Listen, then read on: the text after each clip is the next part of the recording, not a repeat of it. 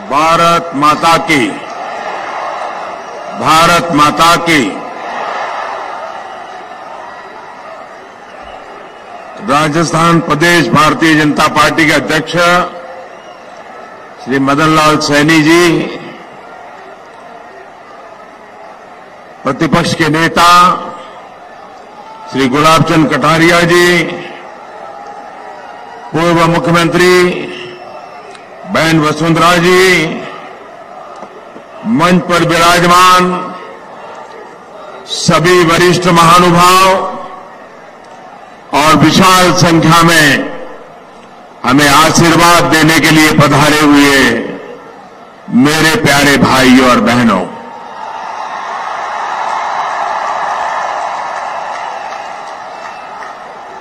जय श्री डिग्गी कल्याण धणी जी, अन्नपूर्णा डूंगरी गणेश जी ने वंदन,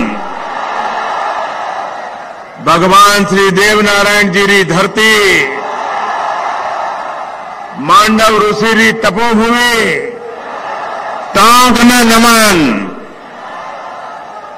सर्वधर्म समभावरी नगरी, विश्व कल्याण री भावना निभाव तो शहर, महिला शिक्षा री अलग जगाव तो टांग, अठेरा सपूता अठेरी जनता न गणो घणो नमन, आप सवारो अभिनंदन।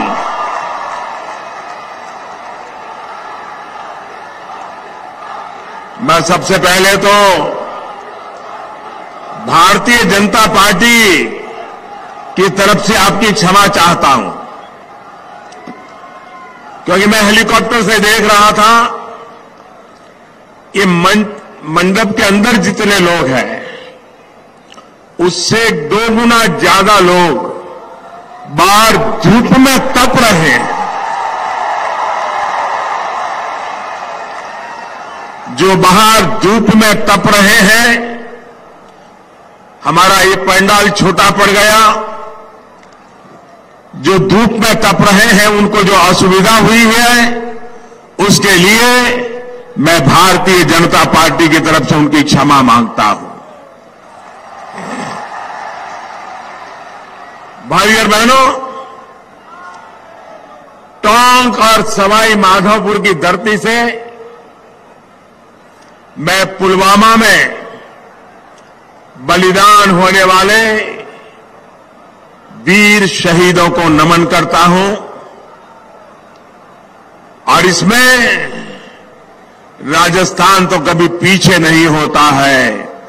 इस शहादत में भी राजस्थान के वीरों ने अपनी बहादुरी दिखाई है, मैं उनको भी नमन करता हूं। मैं इन वीर सपूतों को जन्म देने वाली माताओं और उनके परिवार को कृतज्ञ राष्ट्र की तरफ से फिर से अपनी संवेदना व्यक्त करता हूं। आप सभी ने राष्ट्र रक्षा के लिए बहुत बड़ा त्याग किया है। आप जैसे लाखों परिवारों के साहस और बुलंद हौसले के कारण ही भारत आज सीना तानकर विश्व पटल पर खड़ा है। साथियों, संपूर्ण देश तो आपके साथ है ही, आज पूरा विश्व भी आपके साथ है। दुनिया के ज्यादातर देश, दुनिया की हर बड़ी संस्था आज पुलवामा में करवाए गए आतंकी हमले के खिलाफ एकजुट है, एक स्वर से बोल रही है। मुझे अपने वीर जवानों पर गर्व है जिन्होंने 100 घंटे के भीतर ही अपने साथियों पर हुए हमले के एक बड़े गुनहगार को वहां पहुंचा दिया जहां उसकी जगह थी। सीमा पार डटे सैनिकों पर, मोदी सरकार पर और मां भवानी के आशीर्वाद पर भरोसा रखिए। इस बार सबका हिसाब होगा, हिसाब पूरा होगा।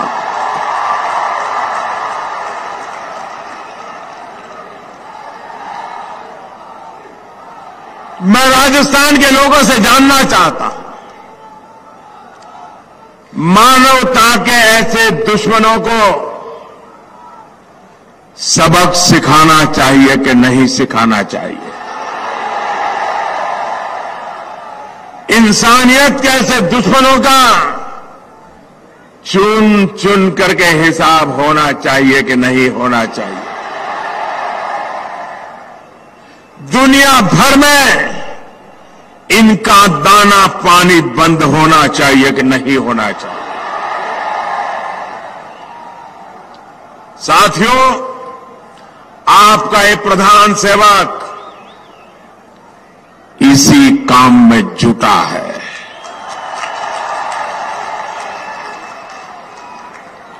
दुनिया में तब तक शांति संभव नहीं है जब तक आतंक की ये फैक्ट्री ऐसे ही चलती रहेगी।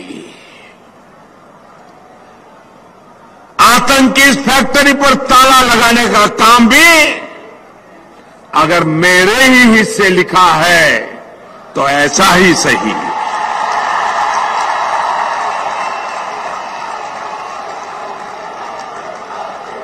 आज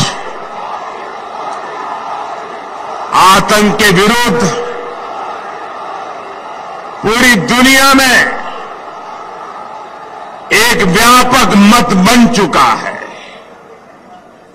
आतंक के गुनहगारों को सजा देने के लिए हर मोर्चे पर मजबूती के साथ हम आगे बढ़ रहे हैं। ये संकल्प सिर्फ मोदी का नहीं है, 130 करोड़ हिंदुस्तानियों का है। क्योंकि ये राजनीति से ऊपर राष्ट्र नीति का, राष्ट्र की सुरक्षा और स्वाभिमान का सवाल है। भाई और बहनों, पुलवामा हमले के बाद आपने भी देखा है कि कैसे एक एक करके पाकिस्तान का हिसाब लिया जा रहा है। हमारी सरकार के फैसलों की वजह से वहां हड़कंप मचा हुआ है। देश में रहते हुए अलगाववाद को हवा दे रहे लोगों पर भी कार्रवाई सख्त हुई है और सख्त होती रहेगी। साथियों, अब ये बदला हुआ हिंदुस्तान है। ये दर्द सरकार चुपचाप नहीं, ये दर्द सह करके हम चुपचाप नहीं बैठते। हम आतंक को कुचलना भी जानते हैं। ये नई रीति और नई नीति वाला भारत है। लेकिन मैं आज राजस्थान की इस वीर धरती से मैं देश के आक्रोश से भरी हुई जनता को, विशेषकर युवाओं से भी कुछ आग्रह करना चाहता हूं। सेना को हमने पूरी तरह खुली छूट दे दी है।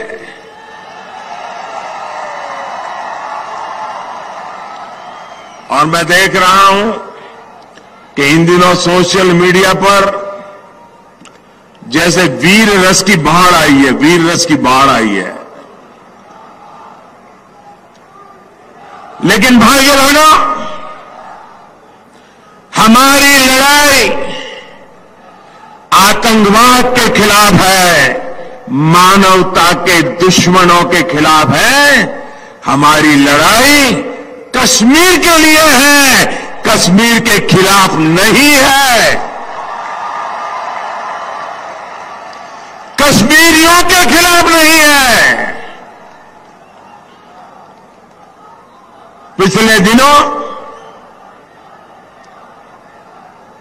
कहां क्या हुआ, घटना छोटी थी कि बड़ी थी, कश्मीरी बच्चों के साथ हिंदुस्तान के किसी कोने में क्या हुआ क्या नहीं हुआ, मुद्दा ये नहीं है। इस देश में ऐसा होना नहीं चाहिए। कश्मीर का बच्चा बच्चा वो भी इन आतंकवादियों से परेशान है, वो भी आतंकवाद को खत्म करने के लिए हमारे साथ आने के लिए तैयार है। हमें उसको साथ रखना है। आपने देखा होगा अमरनाथ की यात्रा, देश से लाखों श्रद्धालु जाते हैं। अगर उनकी कोई देखभाल करता है तो ये मेरा कश्मीर का बच्चा करता है, कश्मीर के लोग करते हैं। एक साल पूर्व अमरनाथ यात्रियों पर गोली चली थी और आपने टीवी पे देखा होगा। उन यात्रियों को जब गोलियां लगी, वे घायल हुए, तो उनको खून देने के लिए कश्मीर के मुसलमान कतार लगा करके खड़े हो गए थे, हिंदुस्तानियों की जान बचाने के लिए खड़े हुए थे।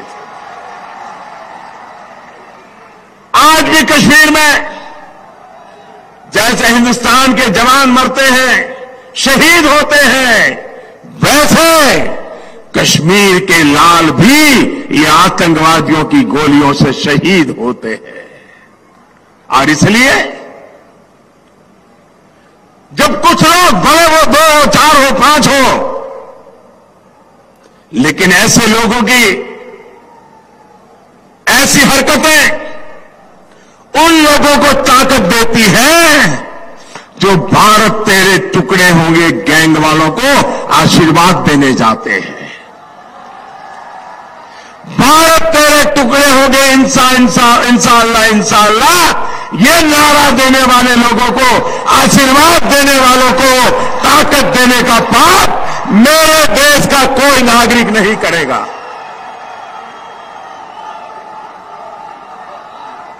हिंदुस्तान के किसी भी कोने में मेरा कश्मीर का लाल, उसकी हिफाजत करना मेरे हिंदुस्तान के हर नागरिक का काम है। बताओ भाइयों, हाथ उठाकर आप ये जिम्मेवारी निभाओगे क्या? मैं देश से अनुरोध करता हूं, हमारी लड़ाई आतंकवाद के खिलाफ है, मानवता के दुश्मन जो है उनके खिलाफ है। और मैं कश्मीर के मेरे भाइयों बहनों को भी विश्वास दिलाता हूं, 40 साल से आप भी आतंकवाद के भुक्तभोगी हो। 3 जिलों में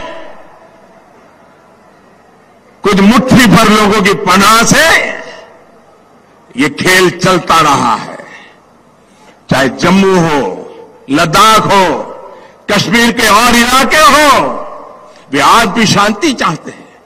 आप जानकर के हैरान हो जाओगे, कभी बहुत सी बातें मीडिया में सुनने को नहीं मिलती है।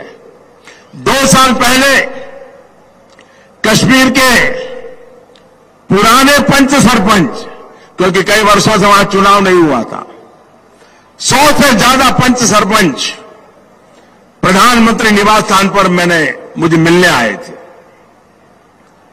सारे कश्मीर घाटी के से।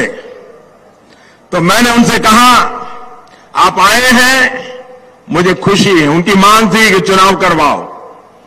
वहां पंचायत के चुनाव नहीं हो रहे थे, अभी पंचायत के चुनाव हो गए और आप जानकर के खुशी होंगे 70-75% मतदान करके पंचायत के चुनाव में लोगों ने हिस्सेदारी की है। भाइयों बहनों, उन सरपंचों से मैंने कहा था 2 साल पहले, तब तो सरपंच नहीं रहे थे लेकिन पहले सरपंच थे, मैंने उनसे कहा आप मुझे एक वादा करिए और वादा निभाना होगा। तो मेरे कश्मीर घाटी के इन भाइयों बहनों ने मुझे कहा कि मोदी जी आप कहिए हम अपना सर कटा देंगे लेकिन वादा नहीं तोड़ेंगे। मैंने कहा लेकिन आपने मैं क्या मांगता हूं वो तो सुना नहीं है। बोले आप कुछ भी कहिए हम पूरा करेंगे। और मेरे भाइयों बहनों, मैं देश के सामने पहली बार ये घटना सुना रहा हूं। मैंने उनसे कहा, कश्मीर घाटी के पंच सरपंचों से मैंने कहा कि आप घाटी में ये आतंकवादी स्कूलें जला रहे हैं, इसको बंद करवाइए, किसी भी हालत में होना नहीं चाहिए। सबके सब पंच सरपंच ने मुझे कहा कि मोदी जी इसके बाद हम जान की बाजी लगा देंगे लेकिन आतंकवादियों को स्कूल जलाने नहीं देंगे। मैंने उनसे कहा था जब आतंकवादी स्कूल जलाता है तब इमारत नहीं जलाता है, आपके बच्चों का भविष्य जलाता है। और आज मैं गर्व के साथ कहता हूं कि मेरे कश्मीर के घाटी के उस पंच सरपंचों ने आज 2 साल हो गए एक भी स्कूल जलने नहीं दिया है। आतंकवादियों को पकड़वा दिया, आतंकवादियों की खबर पुलिस को दी लेकिन स्कूल जलने नहीं दिया है। और इसलिए मेरे भाइयों बहनों, गलती से भी अगर हमें लड़ाई जीतनी है, आतंकवाद को जड़ से उखाड़ना है, तो हम गलती न करें। आतंकवादी है, कश्मीरी आज भी आतंकवादियों के कारण मुसीबतें झेल रहा है, वो भी उससे मुक्ति चाहता है। लेकिन पहले सरकारों ने ऐसे बीज बोए कि उनके सपने पूरे नहीं हुए। आज कश्मीरियों के सपने अगर कोई पूरा करेगा तो यही हिंदुस्तान करेगा, यही हिंदुस्तान की सरकार करेगी। मेरे भाइयों बहनों, पाकिस्तान में नई सरकार बनी तो स्वाभाविक है जो नए प्रधानमंत्री बने थे प्रोटोकॉल के तहत मैंने उनको फोन करके बधाई दी थी। पाकिस्तान के नए प्रधानमंत्री, क्रिकेटर के रूप में तो लोग उनको जानते हैं। और मैंने उनसे कहा था बहुत लड़ लिया हिंदुस्तान पाकिस्तान ने, पाकिस्तान ने कुछ नहीं पाया, हर लड़ाई हमारे वीर जीत चुके हैं और यह सिलसिला आगे भी जारी रहेगा। और मैंने उनसे कहा था कि अब आप तो राजनीति में आए हो, खेल की दुनिया से आए हो, आओ भारत और पाकिस्तान मिलकर के हम गरीबी के खिलाफ लड़े, अशिक्षा के खिलाफ लड़े, अश्रद्धा के खिलाफ लड़े। ये बात मैंने उनको उस दिन कही थी और उन्होंने मुझे एक बार और भी बताई थी कि मोदी जी मैं पठान का बच्चा हूं, मैं सच्चा बोलता हूं, सच्चा करता हूं। आज पाकिस्तान के प्रधानमंत्री के इन शब्दों को कसौटी पर कसने की जरूरत है। मैं देखता हूं अपने शब्दों पर खड़े उतरते हैं कि नहीं उतरते हैं। भाइयों बहनों, आज इस अवसर पर मैं हर उस हिंदुस्तानी का भी आभार व्यक्त करता हूं जो शहीदों के परिवारों की आर्थिक तौर पर मदद के लिए आगे आए हैं। मुझे बताया गया है कि यहां टोंक के महंदवास गांव के लोगों ने भी काफी राशि इकट्ठी करके शासन को सौंपी है ताकि शहीदों के परिवारों की सहायता की जा सके। उन गांववासियों को मेरा नमन। भाई और बहनों, आज प्रत्येक हिंदुस्तानी देश की सेना के साथ है, देश की भावनाओं के साथ है, लेकिन मुझे मुट्ठी भर उन लोगों पर अफसोस होता है जो भारत में रहते हुए पाकिस्तान की भाषा बोल रहे हैं।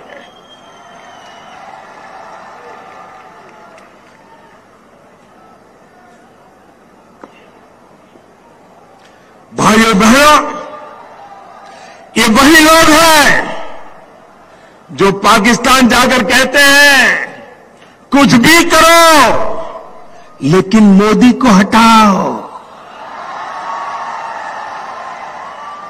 ये वही लोग हैं जो मुंबई हमले के बाद आतंक के सरपरस्तों को जवाब देने की हिम्मत नहीं दिखा पाए थे।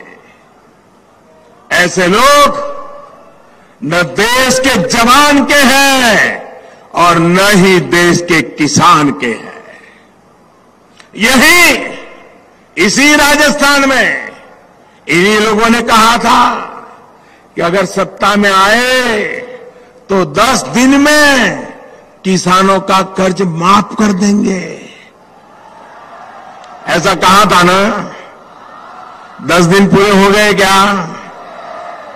उनके तो कैलेंडर में 10 दिन पूरे होते ही नहीं है। 55 साल एक परिवार ने राज किया तो भी उनको लगता है कि वो कुछ करने के लिए कुछ और चाहिए। भाइयों बहनों, आप बताइए, क्या वादे के मुताबिक कर्ज माफी हुई क्या? जरा पूरी ताकत से बताओ, देश सुने। क्या कर्ज माफी हुई क्या? 10 दिन का वादा किया था कि नहीं किया था? और अभी हमारे विपक्ष के नेता गुलाब चंद जी कटारिया बता रहे थे कि जरा हिम्मत है तो आंकड़े घोषित करो, आंकड़े घोषित करो, कितना रुपया दिया, किस किसान को दिया। नहीं करेंगे। ये झूठ बोलना इनकी फितरत में है जी। क्या ये बड़ी बड़ी बातें करने वालों ने अपना वादा निभाया क्या? भाइयों और बहनों, इन लोगों की कर्ज माफी की कलई भी हर प्रकार से राज रोज खुल रही है। देश के किसानों से विश्वासघात करने का इनका तरीका अब पूरी तरह खुल करके सामने आ गया है। साथियों, जुबानी जमा खर्च करने वालों को राजस्थान की परंपरा का भान नहीं है। ये वो राजस्थान की धरती है, यहां जुबान की क्या कीमत होती है ये आज के ये लोगों को पता तक नहीं है। राजस्थान एक बार जुबान दे देता है तो जुबान के लिए जिंदगी दे देता है। लेकिन बोल दिया 10 दिन, बोल दिया, अब कुछ नहीं, खो गए। उन्होंने जो किया वो उनका कर्म है। भाजपा का केंद्रीय सरकार के संस्कार अलग है। हमारी सरकार जो वादा करती है वो निभाती भी है। हमने किसानों से एमएसपी लागत का 1.5 गुना समर्थन मूल्य देने का वादा किया था। उसको पिछले ही साल पूरा किया जा चुका है। इस बजट में हमारी सरकार प्रधानमंत्री किसान सम्मान निधि नाम से एक ऐतिहासिक योजना भी लेकर आई है। ये वैसी योजना नहीं है जैसी कांग्रेस हर 10 वर्ष के अंतर पर लाती है। आपको याद होगा, कांग्रेस साल 2008 में कर्ज माफी लेकर आई थी और चुनाव के पहले कर्ज माफी का उनको बुखार आता है और कहने के लिए 50-55 हजार करोड़ रुपए का कर्ज माफ किया गया था। और उसका लाभ भी औसतन 100 अगर किसान है कुल, तो मुश्किल से 20 या 25 किसान को ही उसका लाभ मिला था, और वो भी जिन्होंने बैंक से लोन लिया था। शराब से जो पैसे लेके आए थे वो तो लूटते ही रह गए। साथियों, हमने जो योजना बनाई है उससे देश के औसतन 100 में से लगभग 90 किसानों को सीधा लाभ मिलने वाला है। उनकी योजना से कितनों को लाभ? 20-25 को। हमारी योजना से कितनों को लाभ? 100 में से 90 को। मुझे बताइए, हमारी योजना किसान का भला करेगी कि नहीं करेगी? करेगी कि नहीं करेगी?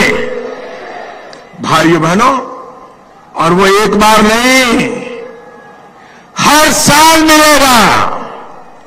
ये सबसे बड़ी बात है। अगर कांग्रेस की योजना से तुलना करूं तो आने वाले 10 वर्षों में हमने जो योजना बनाई है, प्रधानमंत्री किसान सम्मान योजना से 7.5 लाख करोड़ रुपया, याद रखिए, 7.5 लाख करोड़ रुपया सीधा किसानों के बैंक खातों में जमा होने वाला है। और ये तो अभी शुरुआत है। सोचिए, कहां 50-55 हजार करोड़ और कहां 7.5 लाख करोड़ रुपया। ये होती है साफ नियत और ये होती है सही नीति। साथियों, राजस्थान के लगभग 50 लाख ऐसे किसान परिवारों को जिनके पास 5 एकड़ या उससे कम जमीन है, उनको इस योजना का लाभ मिलने वाला है। इससे बीज, खाद और कीटनाशक जैसी छोटी छोटी जरूरतों के लिए किसान को किसी दूसरे से भारी ब्याज पर कर्ज लेने की मजबूरी से मुक्ति मिल जाएगी। भाइयों और बहनों, खेती के साथ साथ पशुधन को बेहतर बनाने के लिए गौ माता और गौ वंश की सुरक्षा और संवर्धन के लिए भी अहम फैसला लिया गया है। अब एक कामधेनु आयोग बनाया जा रहा है जो गाय की रक्षा और सुरक्षा से जुड़े तमाम कायदे कानूनों को सही तरीके लागू करने में सहायक सिद्ध होने वाला है। इसके लिए 500 करोड़ रुपए की व्यवस्था बजट में की गई है और ये बजट तो 3 महीने के लिए था। भाई और बहनों, ऐसे बड़े काम तभी संभव हो सकते हैं जब सेवा भाव से आप काम करते हैं, जब साफ मन से आप काम करते हैं। बीते 4.5 वर्ष से आप सभी के आशीर्वाद से ऐसे अनेक काम थे जिनके बारे में सिर्फ चर्चाएं ही हुआ करती थी। अब जब ये बातें जमीन पर उतर गई है, तब एक विश्वास जगा है कि मोदी है तो मुमकिन है।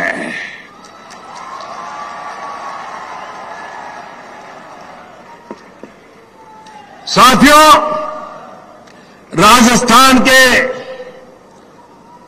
मेरे भाइयों बहनों और खासकर मेरे फौजी भाइयों को याद होगा कि कैसे 40 साल से उन्हें 1 रैंक 1 पेंशन के नाम पर झूठे दिलासे दिए गए। सिर्फ 500 करोड़ रुपए की बातें करके कहा गया कि 1 रैंक 1 पेंशन लागू हो जाएगा, लेकिन फिर भी किया नहीं। 40 साल आज जवानों के नाम पर आंसू बहाने वाले लोगों को उनके मुंह में शब्द शोभा नहीं देते। ये हमारी सरकार है, जिसने वन रैंक वन पेंशन लागू किया और 20 लाख पूर्व फौजियों को लगभग 11,000 करोड़ रुपए के एरियर भी दे दिए। ये काम इसलिए हुआ क्योंकि मोदी है तो मुमकिन है। भाई और बहनों, आप मुझे बताइए, क्या कोई सोच सकता था कि ऐसी सरकार आएगी जो गरीब की रसोई से धुएं खत्म करने के लिए काम करेगी? लेकिन उज्ज्वला योजना के तहत राजस्थान के करीब करीब 50 लाख गैस कनेक्शन देकर हमने ये भी संभव कर दिखाया। ये भी काम हुआ है क्योंकि मोदी है तो मुमकिन है। साथियों, हमारे देश में गरीबों को घर देने की योजनाएं भी कई दशकों से चलती रही थी, लेकिन गरीबों को घर के लिए ठोस काम नहीं हुआ। पहले की सरकारों के समय एक एक घर बनने में 3-3 साल लग जाते थे। अब हमारी सरकार 2022 तक देश के हर बेघर को पक्का घर देने पर तेज गति से आगे बढ़ रही है। 4.5 साल में 1.5 करोड़ से ज्यादा गरीब परिवारों को पक्के घर की चाबी दे दी जा चुकी है। हम लक्ष्य की तरफ बढ़ रहे हैं और इससे पाकर रहेंगे, क्योंकि मोदी है तो मुमकिन है। साथियों, क्या कोई सोच सकता था कि सिर्फ 4-4.5 साल में राजस्थान के 2.5 करोड़ गरीबों के बैंक खाते खुलवाए जाएंगे? ये हुआ है क्योंकि मोदी है तो। इसी तरह क्या कोई सोच सकता था कि सिर्फ 1 रुपये महीना और 90 पैसे प्रतिदिन के प्रीमियम पर गरीबों को 2-2 लाख रुपए का बीमा सुरक्षा कवच मिलेगा? लेकिन ये भी हुआ है और राजस्थान के करीब करीब 70 लाख गरीब परिवार इससे जुड़े हैं। ये काम हुआ है क्योंकि मोदी है तो। साथियों, सरकारी सेवा और शिक्षण संस्थाओं में सामान्य वर्ग के गरीब बच्चों को आरक्षण का मामला ही लीजिए। दशकों से इसको लेकर मांग हो रही थी, लेकिन संविधान में संशोधन जैसा गंभीर प्रयास किसी ने नहीं किया। इसके पीछे नीयत की कमी भी थी और केंद्र में पहले जो बिना बहुमत वाली सरकारें थी उनकी अपनी मजबूरी भी थी।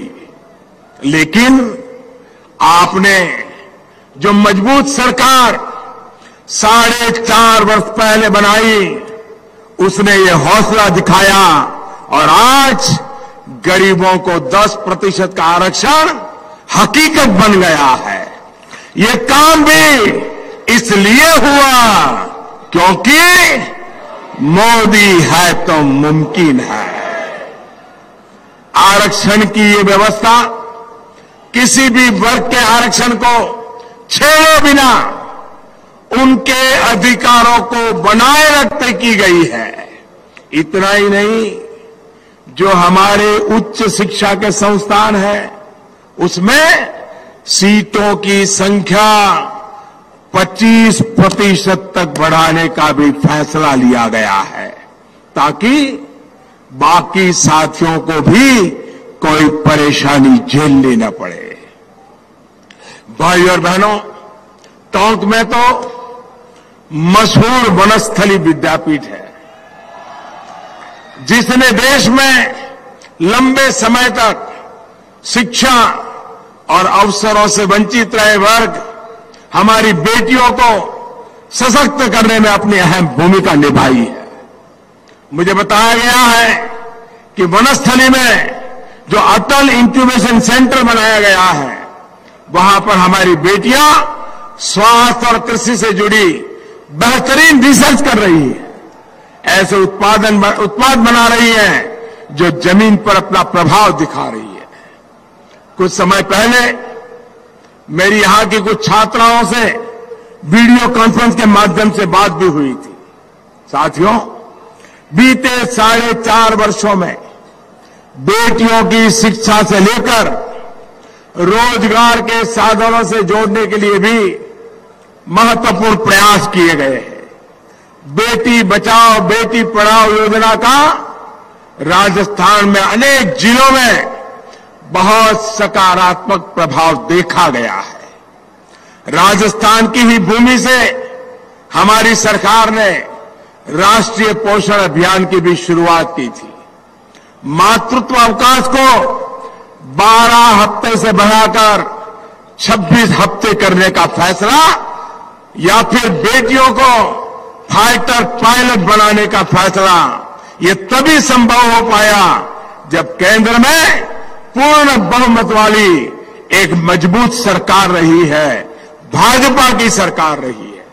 साथियों, आज देश आत्मविश्वास से भरा है। ये तभी हुआ है जब दशकों के इंतजार के बाद वन रैंक वन पेंशन प्राप्त हुई, किसानों को सीधी सहायता मिली, गरीबों को आरक्षण मिला, मुफ्त इलाज की आयुष्मान योजना मिली, देश की साख बढ़ी और दुश्मन में करारे जवाब का खौफ पैदा हुआ। ऐसे अनेक कारण हैं जिसकी वजह से देशवासियों को लगता है कि मोदी है तो मुमकिन है। लेकिन मोदी को आपके आशीर्वाद से ही शक्ति मिलती है, आपके एक एक वोट से शक्ति मिलती है। आपका ये आशीष बना रहेगा। इसी विश्वास के साथ इतनी बड़ी तादाद में जोम और जुस्से के साथ किसान हो, जवान हो, बहन हो, बेटियां हो, आप आशीर्वाद देने के लिए आए।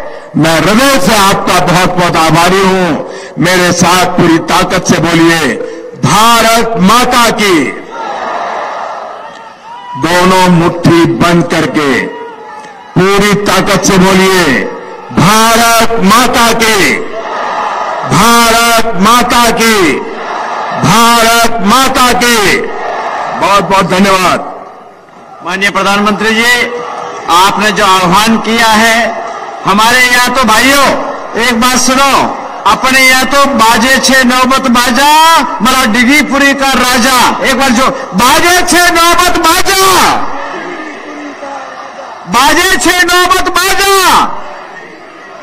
हमारे यहाँ तो तरनौट माता और करणी माता के गीत गा रहे हैं और इसलिए हम सब आपके साथ में खड़े हैं। मैं सवाई माधोपुर जिले के अध्यक्ष से निवेदन करूंगा, सत्यनारायण जी, सुरेश जी से धन्यवाद दें।